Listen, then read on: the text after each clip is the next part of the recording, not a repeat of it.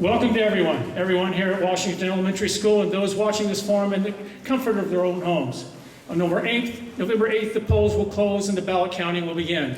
Richmond will select a new mayor and 3 new council members. Because Richmond now elects council members by district, 2 years ago half of the districts had elections, and this year the other half will have an opportunity to elect council members based on what part of the city they reside in. The Point Richmond and Santa Fe neighborhood councils have partnered and are hosting tonight's forum.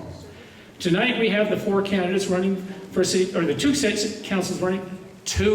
candidates running for city council that will answer a few questions in the hope that the voters might learn more about their positions on the issues. Many of the candidates can guess what kind of questions will be asked, and they sometimes come with prepared responses, and some rely on electronic devices. Concerns have been voiced after previous forums, wondering whether we're hearing what the candidates think or what their consultants and handlers have prepared for them. At tonight's forum, the candidates have been asked not to rely on electronic devices or prepared remarks. Let's see how that works.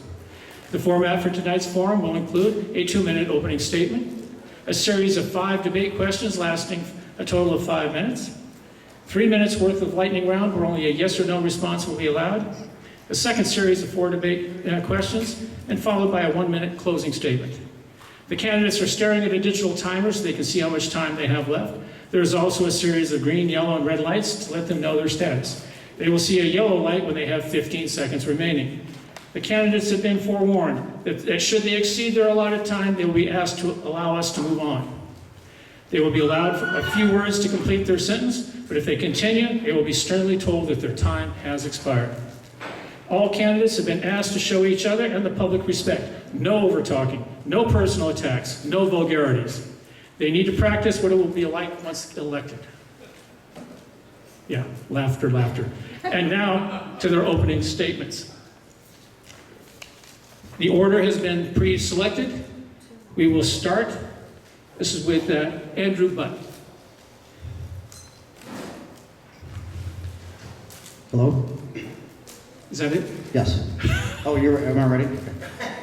Thank you, Don, for that introduction, and I want to thank the neighborhood councils of Point Richmond Neighborhood Council and Santa Fe Neighborhood Council for having this forum and allowing us the opportunity to introduce ourselves and talk about our issues. I'm Andrew Butt. I grew up just a few blocks away from here in District 2 in Point Richmond. This is a special place for me because it's where I went to elementary school, kindergarten right here behind me, through 3rd grade. And then I went to a couple of other elementary schools around the city of Richmond. And then when it was time for my kids to go to school, they also were raised here in town and also attended this school for about 8 years each, I believe, from preschool through 6th grade. So it's a really special place.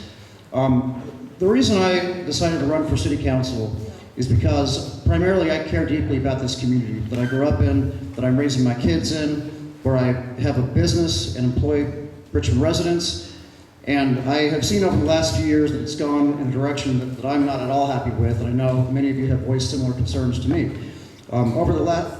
Throughout the past week, I have either personally witnessed or heard first-hand story accounts of a carjacking, a man defecating on the street, on the sidewalk, and a friend and neighbor whose elderly blind father was robbed and pickpocketed on his front porch. This is all in Point Richmond in the last 5 days. And I don't know about the rest of you, but I'm sick and tired of that. My first priority, first and foremost, is to make Richmond a place where people feel safe, where it feels clean, where we don't daily see issues of blight and trash and dumping and crime and homelessness. And I believe that starts with seriously looking at how to refund our police force. Hold it up, wait a minute. No, a little bit farther away. They're complaining that. Yeah.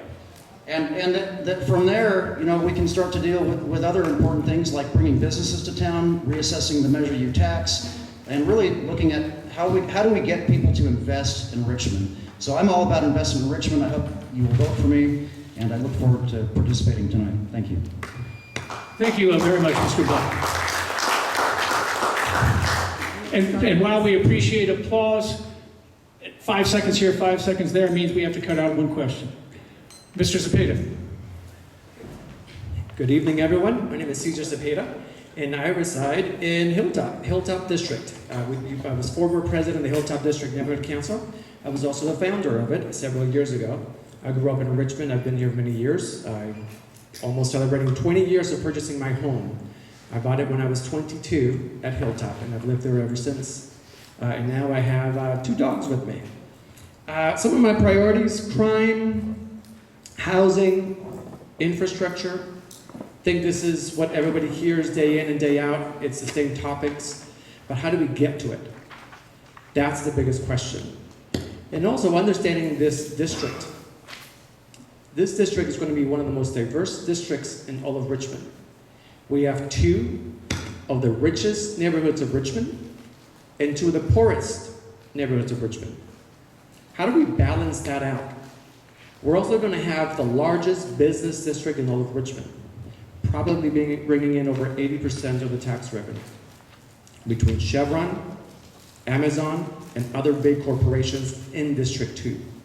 Right? So how do we have that conversation to uplift every part of our community? The needs in Point Richmond are different than the needs at Hilltop, than the needs in Parkchester, than the needs in North Richmond, Shield Reeds, and Santa Fe Neighborhood Council. But it takes someone that can understand, that has walked those doors, that has walked with those communities, that has been in those communities, either to put a new park together, or just being there when they have an event, understanding the rest of Richmond. You'll be electing someone to District 2, but they also have to represent the whole city. Understanding the needs up in the hills, different than up here. But you have to be able to know them, you have to be able to work with everyone, and that's going to be the key. Now that we have districts, we have to make sure that someone who sits there, that's going to be the voice for District 2, can work with everybody else so that we can get budget, that we can get services in our area. I hope to be able to earn your vote this November.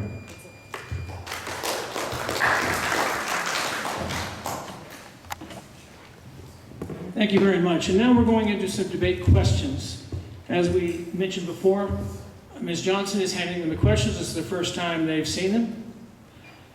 Okay. The order: Caesar will go first. Andrew will go first. Caesar will go second. On question number 1, people don't feel safe in our city anymore. Why don't we have enough police, and how will you address this issue?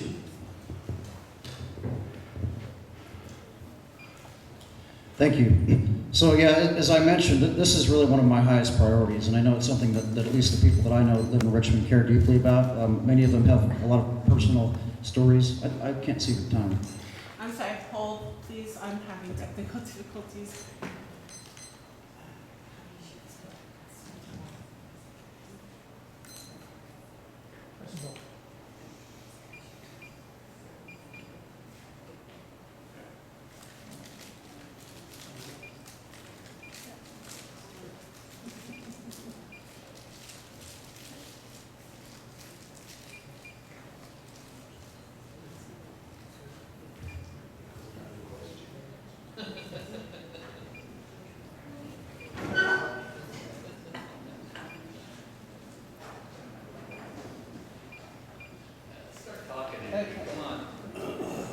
Yeah, I'd be happy to. I could go on for a long time about this. I don't want to break the rules. Let's try this again. Are we going? No.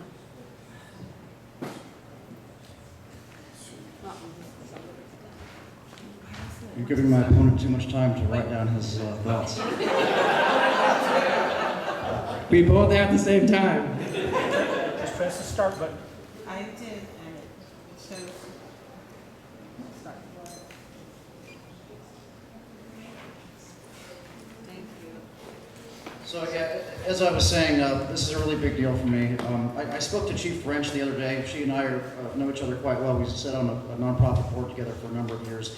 And I wanted to kind of get her sense of things. And you know, as you may know, the police are down from 177 allotted officers to 69 current, or sorry, 96. And there simply aren't enough. We need to figure out how to fund them. Primarily, what we need to do is we need a council that says, law enforcement, we support you. We want to recruit good officers, and we want to compensate you well. I think if you start there, we can really start to tackle the issue that we're having with police. The narrative out there is that we really don't have a crime problem, and that we're just like every other city that has a hard time recruiting police. The reality is that we very much have a crime problem, and that we have a recruiting problem, and that we have a perception that the police are not welcome in Richmond. So we need to change that.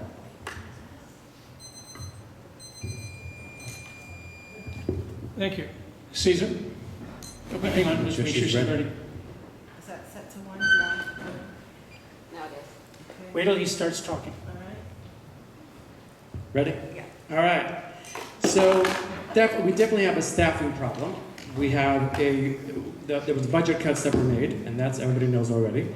So one thing that we want to be able to do is bring that staffing back to where we can have a good-sized police force, but it's adequate, and also making sure that we're providing mental health services.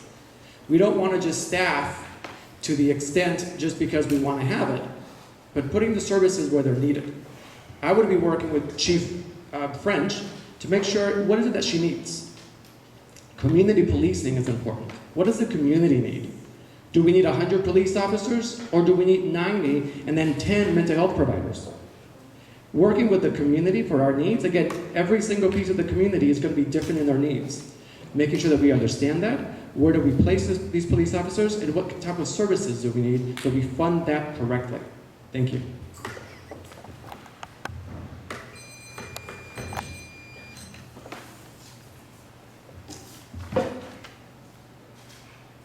I'm not accepting anything, I'm just a moderator. She's in charge. Sorry.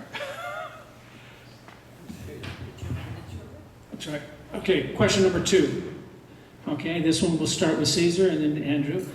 The city has spent or allocated close to $2 million since March 2020 to address homelessness, yet the problem has only grown worse. Wait, they get the rebuttal. Sorry, that was not included in yours. They get 1 minute to rebut each other's answers. All right. Sorry, just following what... You got a 1-minute rebuttal. Now, who gets the rebuttal first? That's it. No, there's 5 debate questions first. And then, so you each get 1 minute rebuttal. So Andrew rebuts first, and then you rebut second. Okay.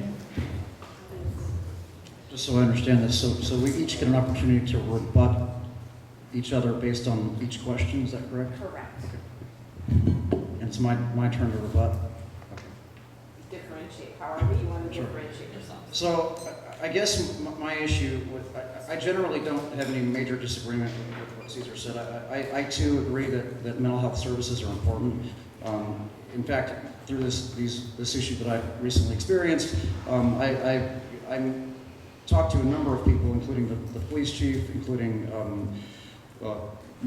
people involved with the city's mental health department, such as it is, Michelle, and with John Joy's office. And you know, the question was, what's out there and available if someone's in a mental health crisis? And the answer is there's really nothing.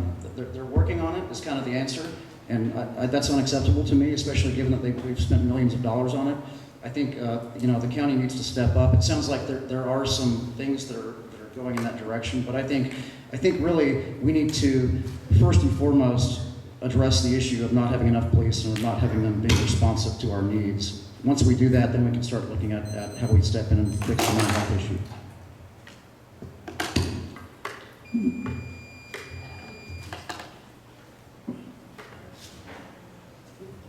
You, Mr. Zepeda? So many colors there. All right.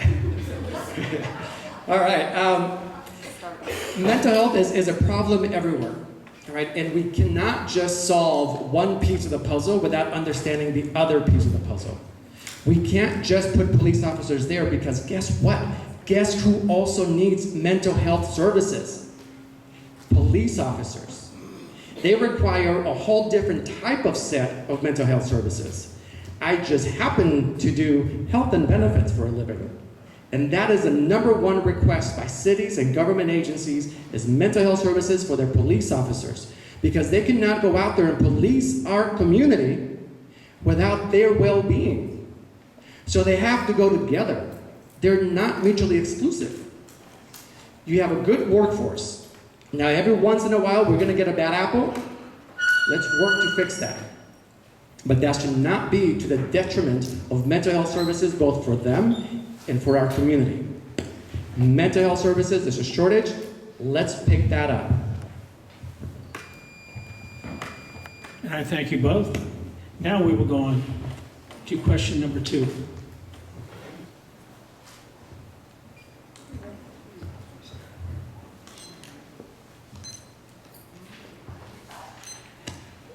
Question number 2. The city, and again, Caesar, you'll be first, then Andrew. The city has spent or allocated close to $2 million since March 2020 to address homelessness, yet the problem has only grown worse. 1, why does Richmond have so much homelessness? 2, what would you have done differently to address the crisis? And 3, how will you address this issue going forward? Perfect. The issue of homelessness is not one size fits all. Standing in front of you, I was homeless. Someone who's homeless does not look like what you might always think about. I became homeless just for a short period of time. I was kicked out of my home for being gay. Now somebody else could become homeless because maybe they ran out of pension. They lost their house for one reason or another. So to be able to solve this crisis, we have to look at a much bigger picture. Are we providing those services that people need? Are we providing affordable homes? Because sometimes it's just a matter of $1, but whether you can make rent or not. And if you can't, you will end up on Ryder Road. It's a matter of mental health services. And if you can't get that service, are you going to end up on the street? Mr. Butt. So unfortunately, I think there's been a lot of money and effort wasted on homelessness. I think that, it's valiant that an effort at least has been made, but clearly it's not been successful. And I think what I would do is if it's not working, immediately reassess and figure out something that is going to work. And I think that's the approach we're going to have to take to address homelessness effectively. I think that to me involves working with multiple partners across multiple agencies at the federal level, the state level, the county level. I think the county has a lot of culpability as they have a lot of money for homelessness. It comes out of our taxes, so I think they ultimately really need to step up to the plate a lot more than they've done. I hope they will. I think that's going to take pressure. I think, one important thing that really hadn't been discussed is the fact that there's been a effort to stop new housing in Richmond, specifically with developments at Point Richmond, with Zeneca. I think that's a big problem and a big part of the homelessness. I think we need more housing in order to have more affordable housing. Any economist will tell you that. So I think we need to focus on housing. We need to focus on getting government more involved at every level. Thank you, Mr. Butt. Now rebuttal time, Mr. Cepeda. In that we agree. We need more affordable housing. We need lots of affordable housing. There are projects that are currently being stalled in the city of Richmond. We have a lot of red tape. We talk about housing. Everybody talks about housing. Everybody talks about building more, but we cannot get through if there's red tape. A couple years ago, you saw this actor come in. It was the news. It was Hollywood comes to Richmond to build affordable housing. His project, 2 years later, where is it? On the corner of 12th and McDonald. Not built yet. There's an issue with the city not issuing permits fast enough. There are people that want to build. There's housing that could be made available, but we become our own problem. Let's make sure that our city is staffed fully so that we can provide those permits for people to have that housing. And then be able to provide services, have that housing near BART, near public transit, near other services. So if those people need to be able to go in and get mental health services or just BART to be able to travel to their home, that's what we need. Thank you. Thank you, Mr. Butt. Your chance to rebut. Sorry. Yeah.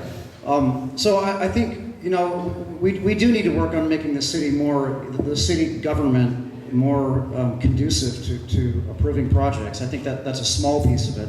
The larger piece is we need to make the city more attractive to developers, and I think things like the way in which the city has passed some really draconian laws with regard to rent control and just cause eviction, far and above and beyond what the state already has. The red tape they put out there, the Measure U, the effort that the current city council majority has made to literally stop projects that would be huge housing creators is not the way you go about providing housing.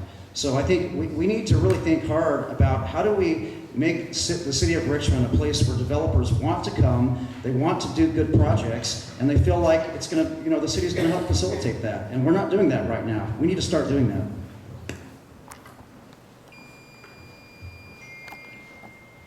Thank you very much. We're moving right along. And while Lisa is handing out that question, a little challenge here. I want the crowd behind me to be thinking about this. I'll be reading out the response at the end. But see if you know the answers like we're going to be asking them. All right, this time we're going to be starting with Mr. Butt and Mr. Cepeda.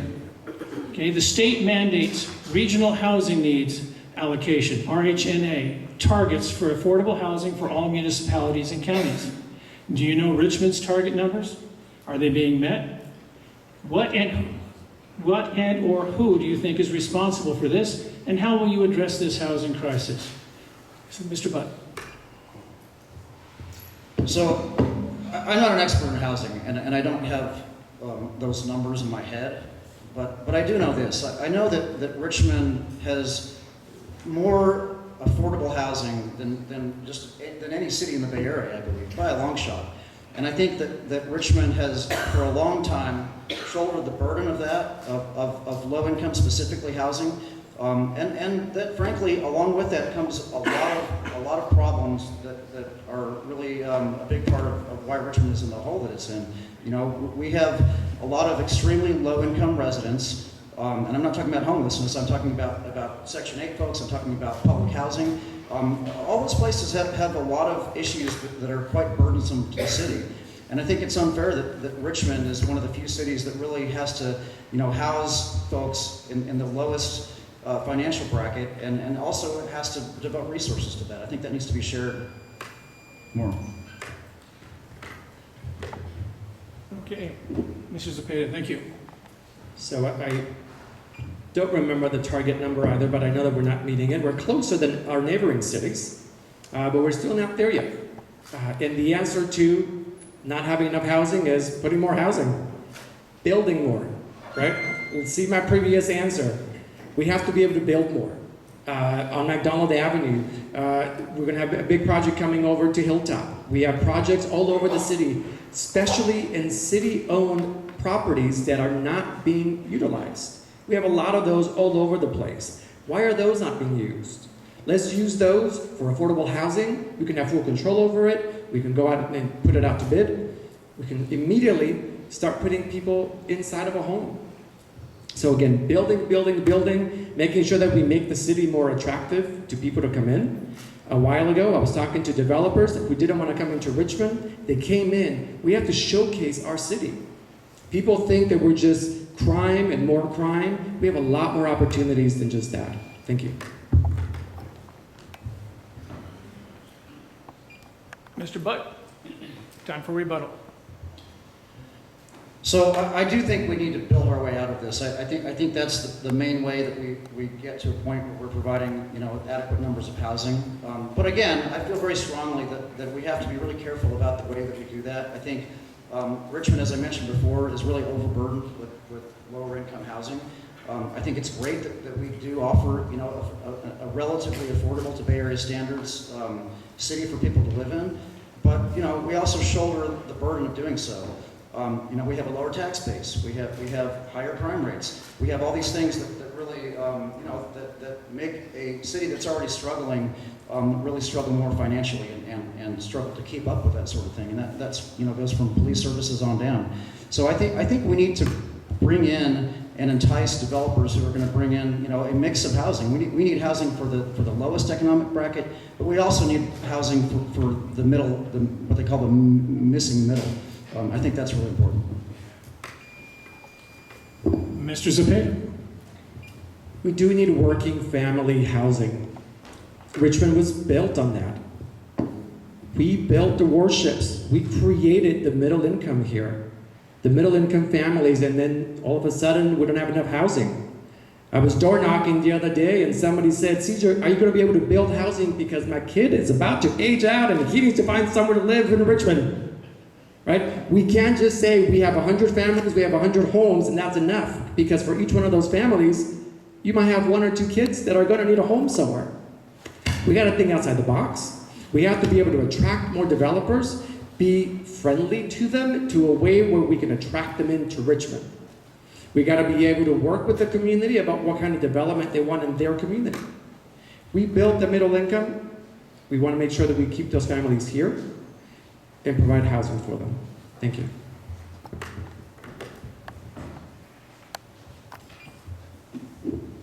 And for those of you that expected numbers from the candidates, the City of Richmond has issued permits to meet only 44% of its RHNA targets for affordable housing.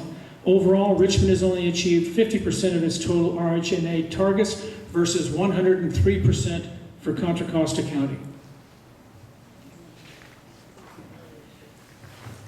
Okay, let's go on to question number 4. Question number 4 will start off with Mr. Zepeda, followed by Mr. Butt. Question number 4. Richmond voters passed a gross receipts business tax, also known as Measure U, in November of 2020. What is Measure U? Who wrote it? And how were rates determined? What is your view on Measure U and its impact on businesses? What, if anything, would you do to address tax rates and why? Mr. Zepeda. Thank you. The Measure U was written, I understand, from the majority of City Council. They put that on the ballot, and then over 70% of the voters passed it. Whether they understood what it was or not, it was passed, so we have it now. And it's a tool the City Council can use. Now, what I want to be able to do, once elected to City Council, is make sure that it's equitable. That it continues being equitable for our small business communities, for our small businesses. Is it equitable now? Is it going to be equitable next year? Let's make sure that we look at this percentage every single year. The more revenue we get from bigger businesses or more businesses as we attract more, you shouldn't have to pay the same amount. If the City of Richmond only needs, let's say, $500 million, and we're already getting that, let's lower the tax bracket a little bit, right? Making sure that it's equitable and that we're keeping our mom and pop shops alive and thriving in Richmond. Thank you. Mr. Butt. So a lot of people don't know, but Measure U was actually written by the SEIU predominantly, which is the primary public employees union in Richmond and every city. That they've got a lot of political power. They support, I believe, my opponent and a number of the candidates running specifically for RPA-backed candidates. I don't think it's a good idea to have candidates who are backed by the people who they decide about their employment. I think that leads to a lot of bad things. Measure U is one of them. So, Measure U, I think, is highly flawed. The first major flaw that started with Measure U is that A, it was written by the SEIU, B, there was never any outreach to the business community. Now, one of the things that sets me apart from my opponent here is that I'm a business owner. I've run a business in Richmond for the last 20 years. I employ people. My taxes just went up 9,000%. And no one ever asked me about it. I found out when I got my tax bill. I don't think that's fair. I think it's backwards, and I think it's a major problem, and it's something that needs to be at least reconsidered, if not reversed. Thank you very much. And for rebuttal, Mr. Zepeda. Perfect, thank you. My opponent just mentioned we don't want to have unions endorsing candidates if we're going to have to be working with them. He received the police and fire. Those are two unions in our city. I also received the police. My opponent, and congratulations, you made $5.3 million last year and used to pay $700 towards the city. Let that sink in. Now they will be paying about $14,000. And that is just one of the businesses. We go back to equity. And I'm not saying that they should pay all the 14. Maybe it's 10. But let's be equitable. Let's make sure that we're fair across the board. Someone that's making millions of dollars, while they still may be a mom and pop shop, right? There's over 1,000 small businesses that actually got a decrease with Measure U. Can we get more of those businesses to get a decrease? Let's have this conversation. This already passed. There's nothing we can do to undo it. Thank you. So we actually could undo it. That would be challenging. But what we can do is we can rethink it. So you said something interesting that I think pretty clearly differentiates the difference between you and I, Caesar. And that is, you said that my company made over $5 million last year. Now, in fact, it was about $3.5 million. That was gross receipts. So I don't know how much you know about business or if you've ever run one. I'm guessing not. But in my business, the vast amount of money goes through. So I'm an architect. We hire a team of consultants. We have structural engineers, civil engineers, landscape architects, electrical engineers, mechanical and plumbing engineers, among others. So out of $100,000 that my business might take in, we give about $75,000 or more through the back door to these consultants. So let me ask you, do you think it's fair that we get billed on the $100,000 that we take in, even though we're only making $25,000 on it? I certainly don't. I don't think it's fair at all. And I think had they had that conversation with the business community, it would have been very evident that the way they did this was completely unfair and really needs to be reconsidered. Thank you to you both. We'll be going to question 5 in just a moment. Question 5 is about unions. If elected officials are beholden to the labor unions and outside special interest groups that financially support their campaigns and write city policy, for example, Measure U, how do the residents and taxpayers become the priority and hold city management and staff accountable? Mr. Butt?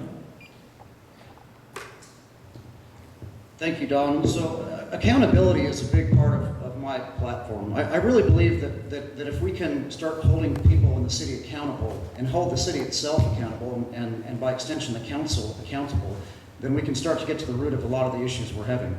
I think we have a real problem with accountability, and I think this certainly is an enlightening point around that. I think for me, I don't think it makes any sense at all that we would have a fully elected body that has full control of the council where their primary backer is the union that works for them. I just think that's clearly going to lead to some really bad things.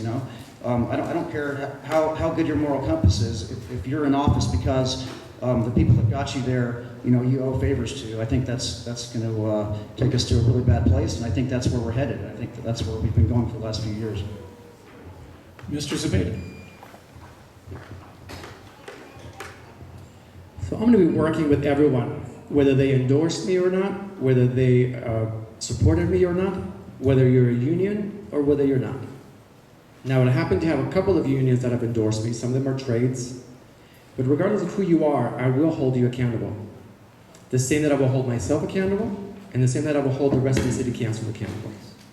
Just because you endorse, or just because you gave $50 to a campaign, doesn't give you any more privilege than anybody else. I will be here to represent District 2 and the whole city of Richmond. I want to be able to partner with everybody. Just because you endorsed does not mean that you automatically get a bigger seat at the table. Every resident gets an equal seat at the table. Thank you. Thank you very much. Now for rebuttal, Mr. Butt. Well, I think it's easy to give lip service to that and say that everyone gets a seat. I think the reality is what you're seeing play out in Richmond currently. And I think, a lot of the people, I believe Caesar's backed by all the current RPA council people. And I believe he's backed by several of the local Democratic Party folks who are very beholden to the SEIU.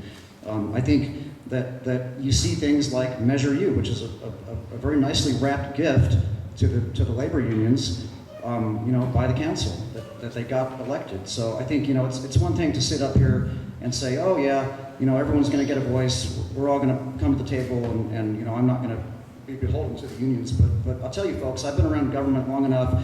I've listened to enough conversations, and I know how it works. And the way it works is the folks that get you into office, they're going to have a voice at the table, and it's going to be louder than the rest of you who are voting. I guarantee you.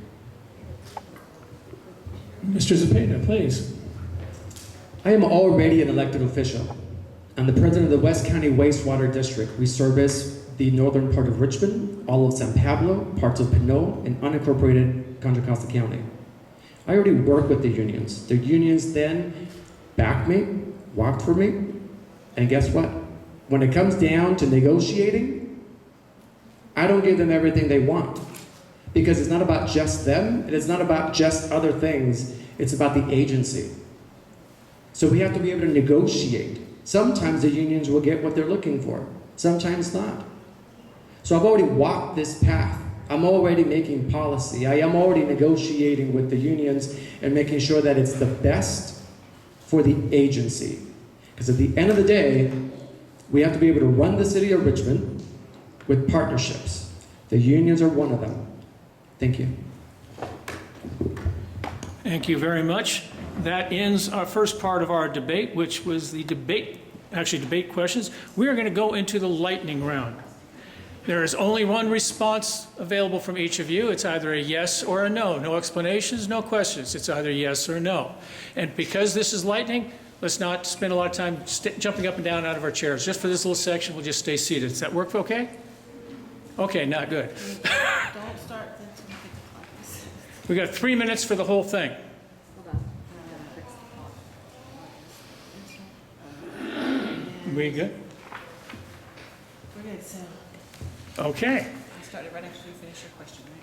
Yes. The Richmond rent measures L&P. Question number 1. The Richmond Rent Control and Just Cause Eviction Ordinance was approved by the voters as Measure L in 2016.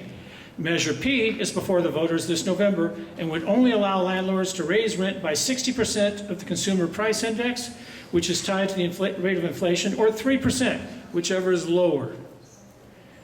First question. How did you vote on Measure L? Andrew? I didn't.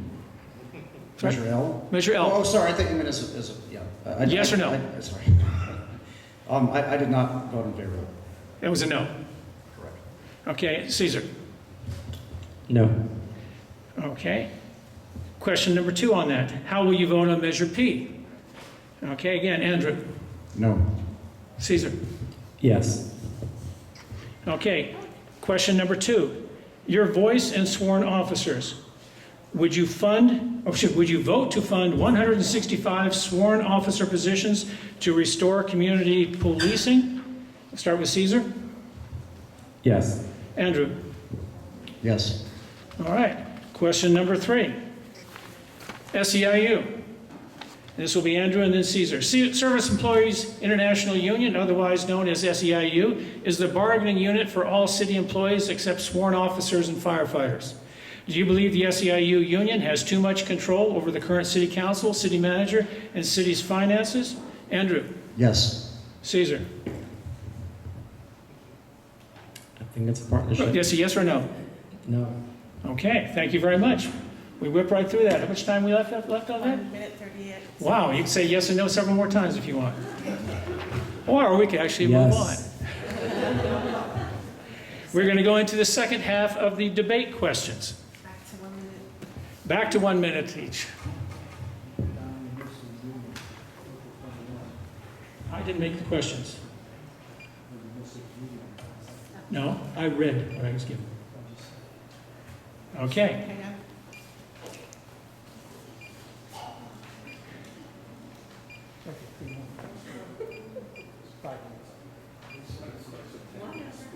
Yeah. There you Okay. Are you ready? Okay. Okay, and this one, we'll start with Caesar and then Andrew. Question number 6 is on redistricting. The city adopted a new redistricting map in 2022, known as Map 201.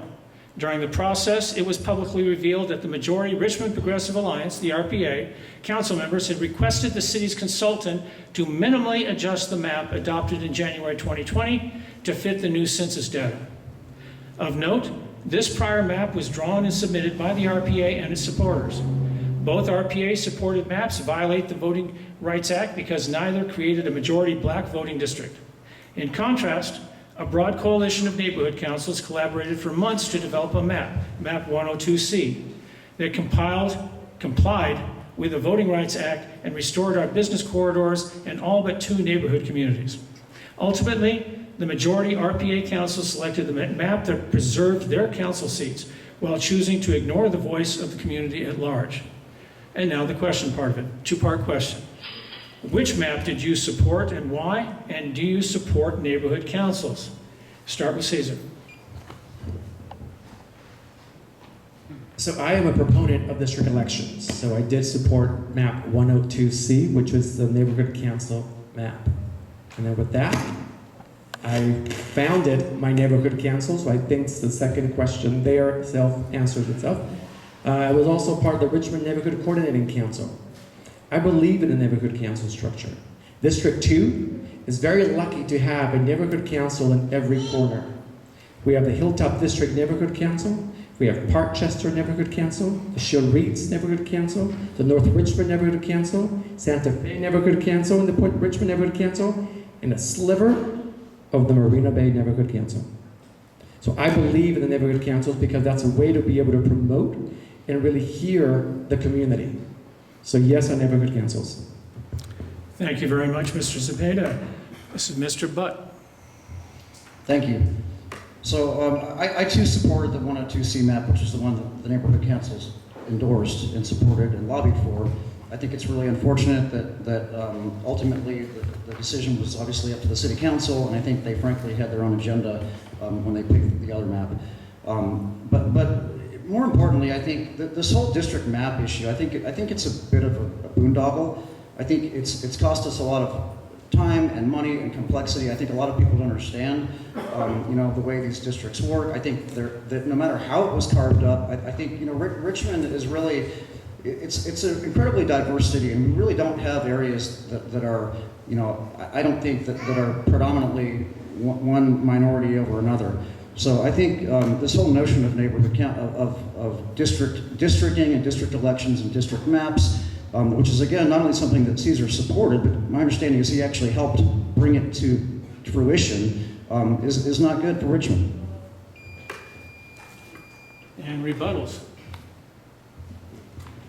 So I did not create the original neighborhood councils. I was not alive yet. This was built back in World War II. I might look a little older today than I was yesterday, but I'm not that old. So I did, however, create my neighborhood council because it's a brand new community. So that I did. And I support the neighborhood council still. The district elections I supported because I believe that's a way to be able to give every community a voice. And it's a way that all of you can then know who your neighborhood council or who your city council member is going to be, and you can hold that person accountable. So now we can't just go out and promise you something and then try to get some votes from somewhere else because we under-promise or over-promise and under-delivered. You get to hold them more accountable than you've done before. Thank you.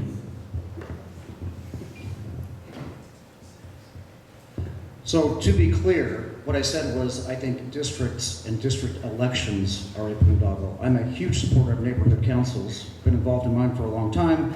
Point Richmond has one of the oldest and strongest in the city, and I'm a huge proponent of that. Now, my biggest issue is, aside from the money that it costs and the complexity of having these districts, is, you look at what does Point Richmond have in common with Santa Fe, Shields Reed, Parkchester, and Hilltop? I would say nothing. And I've been all over those neighborhoods a lot. And it's really absurd that they're being lumped together and called a district. And clearly, it was a political hack job.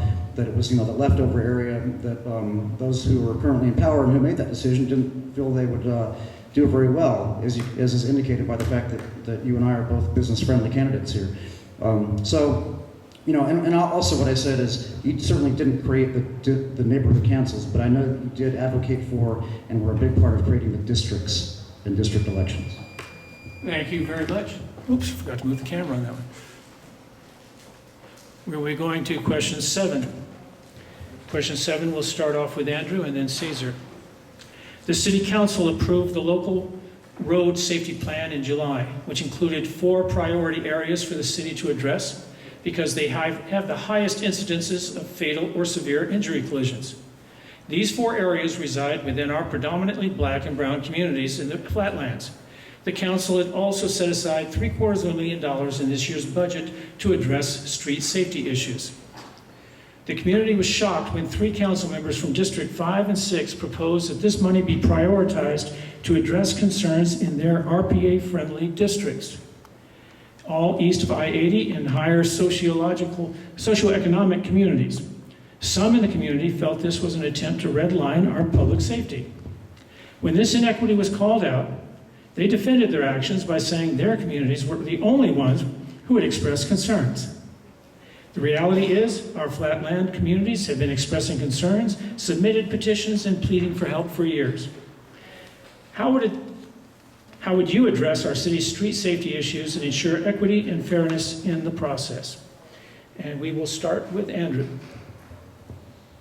Thank you. So yeah, I followed that, and I thought I too was shocked, and remain so. I think I wasn't surprised, because this is the way that these supposed leaders of our city have shown themselves to work. It's about favoritism. It's about what's going to benefit them.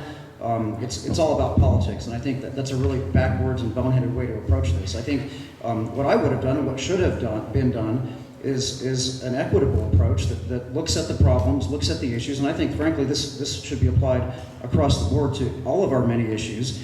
Is a study done, take a few months to do it, hire the experts, figure out where the actual problems are, figure out the best ways to mitigate them, maybe put into practice some case studies, look at what other cities have done, and approach it that way, rather than, we're going to do it here because our neighborhood is yelling for us to do something and we want to look good. So yeah, I have a huge problem with it. Mr. Zepeda.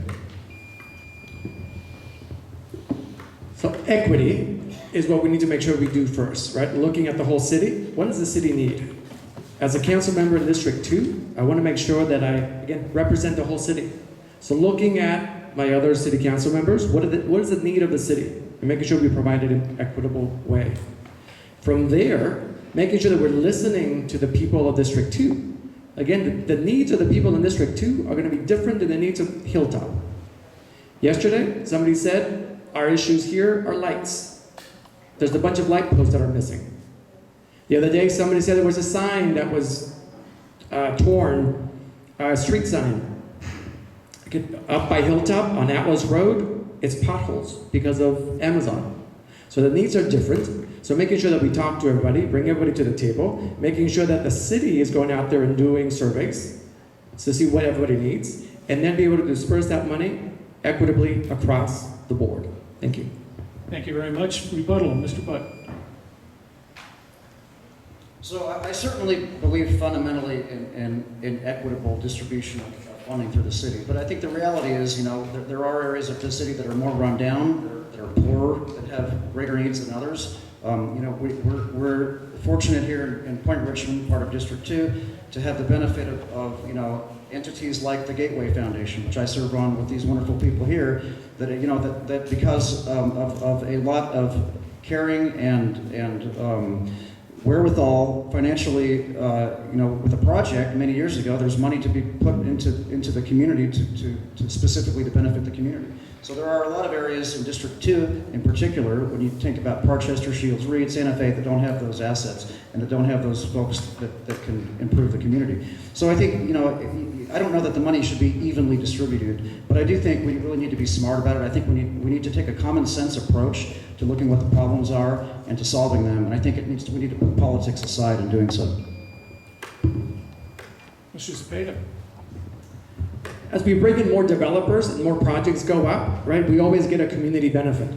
Making sure that we ask them for the benefits that are going to benefit the surrounding communities and not just that particular street. For example, there was a community that's being built at Hilltop. They wanted to give the Hilltop district some of that benefit, and instead we said give it to Parkchester because they need the lights, they need the sidewalks, and they need their potholes repaired more than anywhere else, because nobody has ever gone up there to do anything. So again, going back to equitable and being able to negotiate with the businesses that are coming in. They're already going to give us something, because that's kind of what happens. When Amazon came in, nobody asked Amazon for anything. They're like one of the largest companies in the world, and we didn't even ask them to take care of Atlas Road. We have a lot of people that live in that area, and if you're trying to go to UPS to try to drop off your mail, you're going to get your tires popped. So making sure that we work with everyone, but bring everyone to the table. Thanks. Thank you very much. We go to question 8. We'll start with Mr. Zepeda and then Mr. Butt. Question's nice and simple.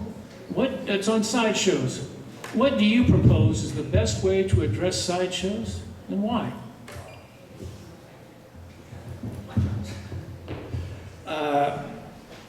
Well, they do not belong in the middle of the street. We need to be able to make sure that we police correctly. We don't need them running over individuals. We don't need them waking up the neighborhood in the middle of the night just because somebody decides to do some donuts.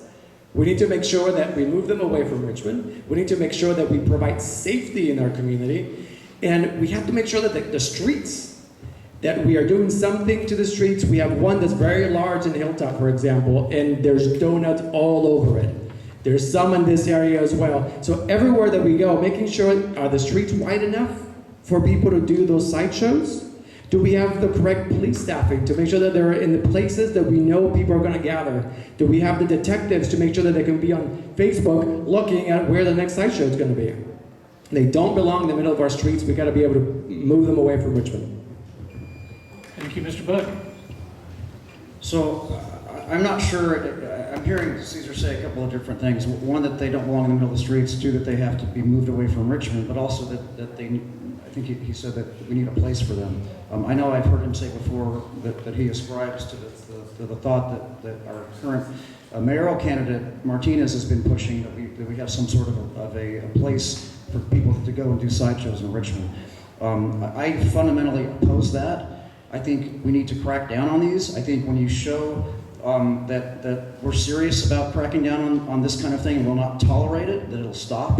I think, so first and foremost, I think we need to restore the capabilities of our local law enforcement so that they can do things like police sideshows and that they can show up when you call the police, first and foremost. And secondly, I think we then can look at things like traffic calming, like, long-term solutions that might encourage people to not do them. But first we need police. Minister Cepeda, your rebuttal, please. So I'm not sure where my opponent heard that, because I have never said it. Maybe one day or night you were dreaming about me and thought about that, but I have not said that. I strongly believe that sideshows do not belong in our streets or anywhere in the public. The youngsters are going to do it. I can't believe I just said youngsters because I'm no longer in that era anymore. But if they're going to do them, making sure that we don't have them anywhere in our streets. If they go to another city, then that city is going to have to deal with them, but we don't want them in ours. Mr. Budd, please. Well, I'm pretty sure I did hear you say that, but I don't recall exactly where. So I think you're still equivocating a little bit by saying that you don't think they should be in our streets and they shouldn't be in the public, but that still leaves room for having some place to do them within the city, which I don't think is a good idea. I think we really just need to send a strong message that we don't tolerate this. Sideshows or any other things that really harm the safety and welfare of the citizenry. I think the cities that have done that have successfully moved them on and moved them out. And I think that's the only way we're going to do this. So I think we, again, need to really focus on making sure that our law enforcement has the funding and the personnel to be able to address this and the numerous other issues related to the safety and the welfare of the public.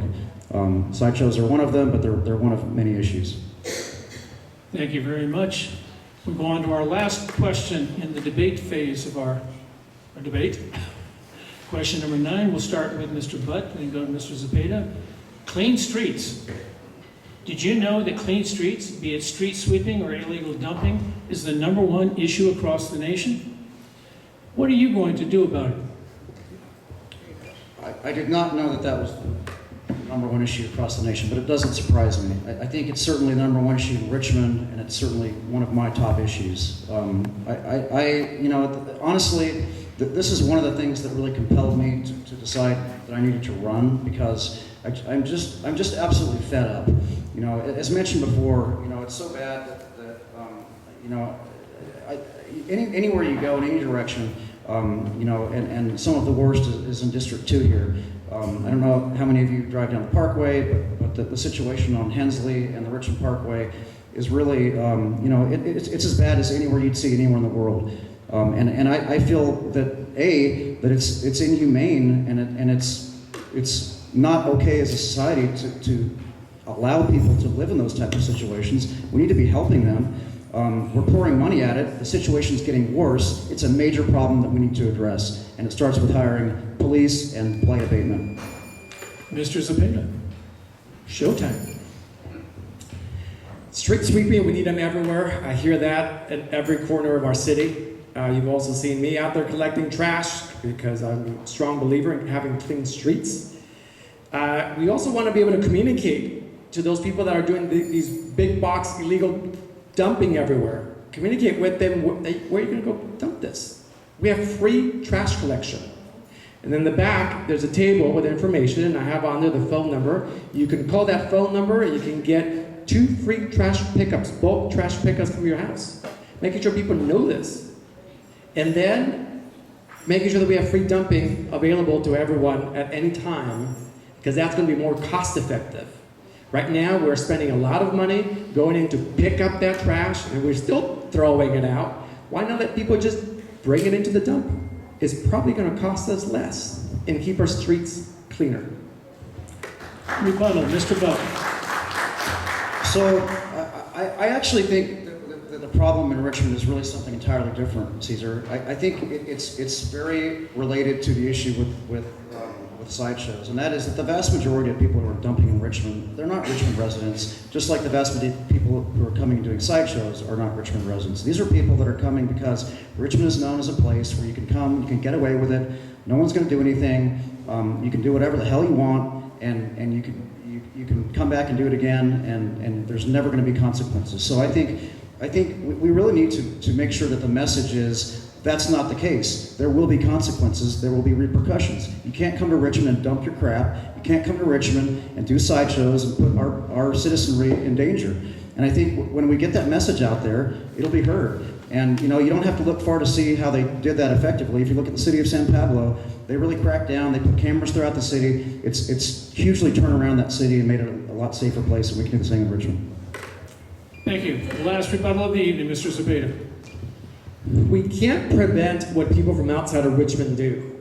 All right? We could have police in every corner and cameras. We have to be able to deal with that separately. But for our community, if we communicate and we have free dumping, we have free dump days. Each neighborhood council has one of those at least twice a year, if not more. If we have that, we can do what we control. We can control the communication to our neighbors. We control the communication to our community, and we can start fixing it from there. I know that our people are dumping. I have actually followed people when they're dumping.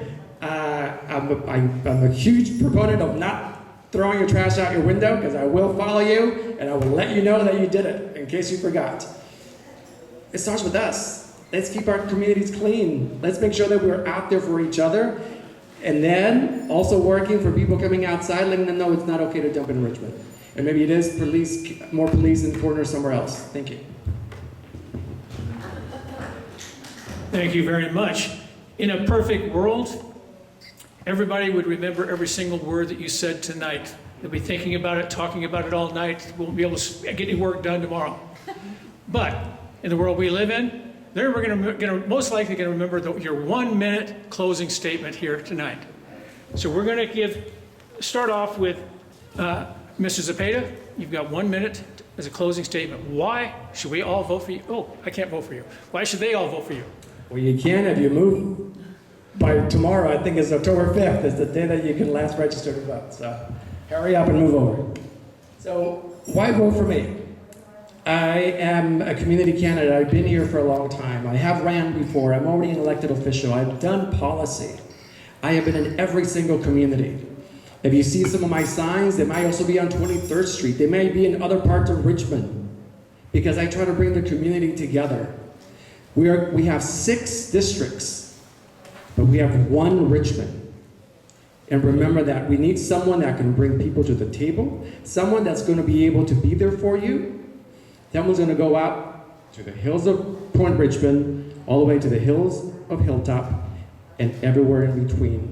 Being able to work with everyone, being able to bring people to that table. We're going to need a lot of wood to make more tables, but we need to make sure that we're there for you. Crime, making sure that we get rid of it or work towards it. Economic development, restarting that engine. And housing. We need a lot more housing. We need a lot more development. We need to bring people to Richmond. Thank you. Thank you very much, Mr. Butt.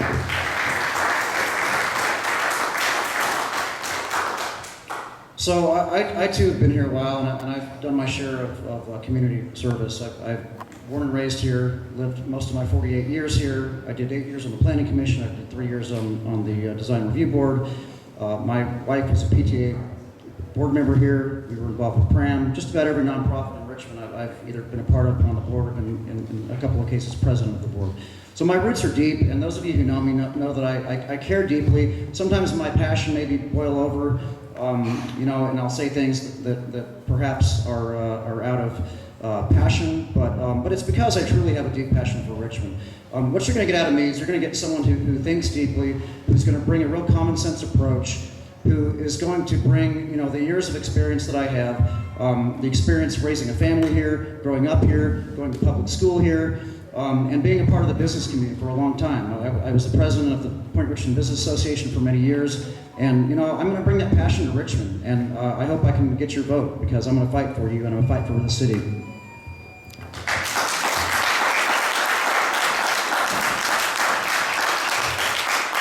And now is your time to give both of them a round of applause. Thank you for your time.